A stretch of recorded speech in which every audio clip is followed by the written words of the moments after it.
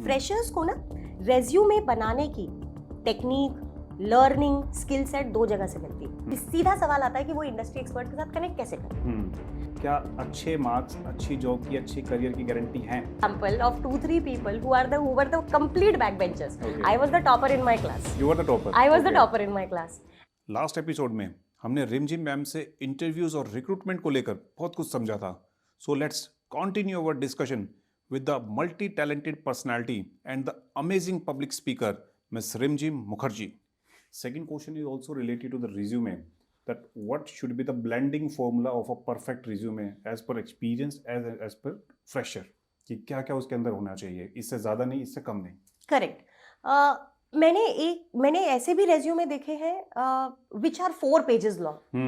And today's recruitment team is so impatient, they don't have the time to go through 4 resumes, right? 4 pages. 4 pages of a single resume. They want something which is encapsulated. So general thumb rule is, if you have anywhere between 1 to 10 years of experience, your resume should be 1 pager. It cannot be more than that. Okay. If your experience is between 10 to 20 years, your experience has to be 1.5 to 2 pages. Your resume. That's it. Up to 2 pages only. Up to 2 pages maximum. Okay. And beyond 20 to whatever years of experience that you do, not exceeding 2 pages. Not exceeding 2 pages. Not exceeding 2 Okay. pages. So this is the expectation of a recruiter. Of a recruiter. Okay. 1 to 10, 1 page. 10 to 20, 1.5 to 2 pages. And 20 and above, not exceeding 2 at all. Right. Why? Because I want to be able to see कि आप अपनी जिंदगी के 20 साल, 10 साल, 25 साल दो पन्ने में कैसे लिख करके लाते हैं, because that shows your thought process clarity. वो क्लियर भी होना चाहिए, and that should be it shows absolutely rigor आपकी कम्युनिकेशन में, आपके रिटन स्टाइल में, आप कैसे अपने 10 इयर्स को, 20 इयर्स को कैसे आप एनकैप्सुलेट करके एक छोटे फॉर्मेट में लिख के रेलेवेंट डेटा मुझे प्रेजेंट कर सकते हैं. That helps. That you look for. That I look for. Okay. And what for the fresher? Like fresher को एक्सपीरियंस नहीं होता रिज्यूमे लिखने का. करेक्ट. सो उसके लिए क्या होना चाहिए, क्योंकि उसका कोई एक्सपीरियंस नहीं है, उसने जो किया अपनी कॉलेज लाइफ में किया, अपनी ग्रेजुएशन में किया, बैचलर्स में किया, that should also be encapsulated into a 1 page as for the fresher.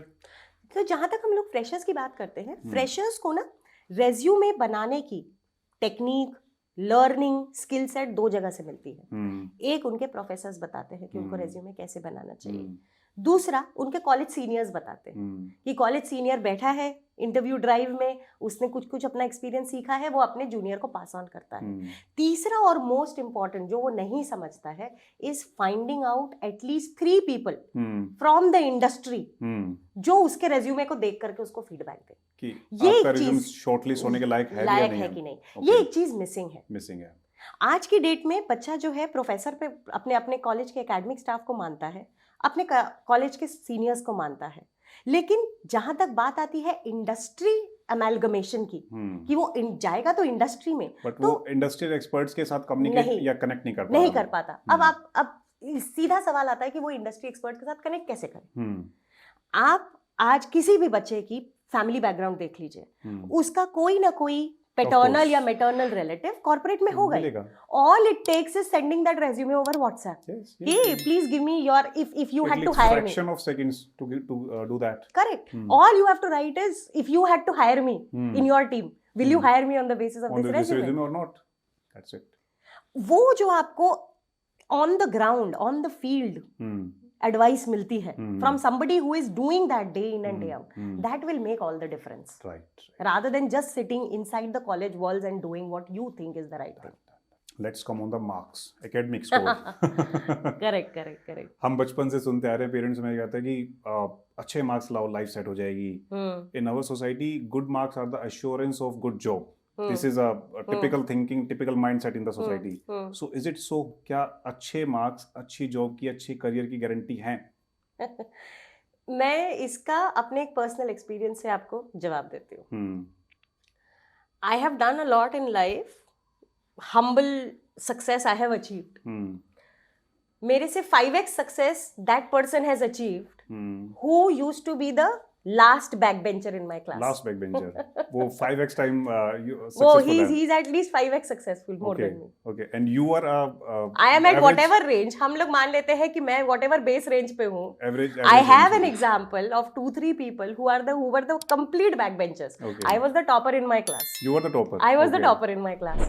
And I have examples of 3-4 people who were complete backbenchers. But they are doing phenomenally well in their lives. Okay. तो ये एक बहुत बड़ा myth है Hmm. कि अच्छे marks मतलब अच्छी जॉब मतलब life set. So marks can't be the formula. Only factor. अब इसमें आते हैं, Only मैं formula ये is कहीं नहीं कह रही कि आपको अच्छे मार्क्स नहीं चाहिए. हाँ. अच्छे मार्क्स तो चाहिए. But this is क्योंकि not the guarantee this- of good career or highest package और ये सब मिलेगा, इस चीज की गारंटी नहीं है.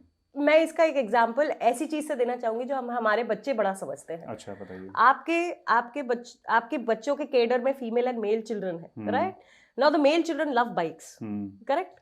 तो वो एक बाइक खरीदते हैं, एक नॉर्मल बाइक खरीदते हैं. उस नॉर्मल बाइक से वो एक स्पीड पे जा रहे हैं जी. अब उसी बाइक में आप नाइट्रोजन सिलेंडर लगा दें तो वो किस स्पीड पे जाएंगे? Of course. 2x, 3x, 4x, 5x. 5x. Good marks work as those nitrogen cylinders. That. Right? आपका एक बाइक स्पीड पे चल रही है, आपका करियर कुछ ना कुछ बनेगा ही. करियर मार्क्स पे डिपेंडेंट नहीं है. लेकिन मार्क्स करियर को जरूर और आगे पुश कर सकते हैं. पुश वो नाइट्रोजन सिलेंडर का काम marks are one of the factor to push your career ahead. They work like a catalyst. एक one of the factors, but a very strong factor. Because कहीं ना कहीं आज भी रिक्रूटमेंट को लेकर के सोच बदल रही है. But still there are a lot of big institutions in the corporates जो अभी भी कन्वेंशनल थिंकिंग में है, जो अभी कन्वेंशनल ट्रेडिशनल और मेथड चल रहे हैं. कन्वेंशनल थिंकिंग में वो तभी आपका रेज्यूमे शॉर्टलिस्ट करेंगे जब आप 9 सीजीपीए के ऊपर हैं. राइट. तो अगर आप 9 सीजीपीए के ऊपर नहीं है और बहुत टैलेंटेड कैंडिडेट है तो आपको तो एंट्री ही नहीं मिल रही. And as per your experience, 50% of MNC recruiters are still depending on this traditional method of recruitment. Sir, I would say 70 to 80%. 70 to 80%. 70 to 80%. Okay. Done. So that is there. Okay. क्योंकि कहीं ना कहीं recruiters को भी लगता है मेरा काम इजी हो जाता है कि अगर 9 सीजीपीए मिला है उसको, एक फर्स्ट स्क्रीनिंग हो गई, उसको ऑटोमेटिक स्क्रीनिंग हो जाती है. तो वहां पे आई एम नॉट सेइंग कि marks are not mandatory but they work very well. Right. As a push factor to worth. देखिए, आप अपनी वर्थ तब बता पाएंगे जब आप सिस्टम में होंगे. सिस्टम में आने के लिए अच्छे मार्क्स तो चाहिए. तो your good resume with a good percentile marks is the foot in the door for that organization. Okay, let's take a pause here. और फिर बहुत सारी बातें हैं जो हमें रिमझिम मैम से जाननी है. We will continue our stand out discussion with her in the upcoming episodes. So don't go anywhere. Stay tuned with Career Jano.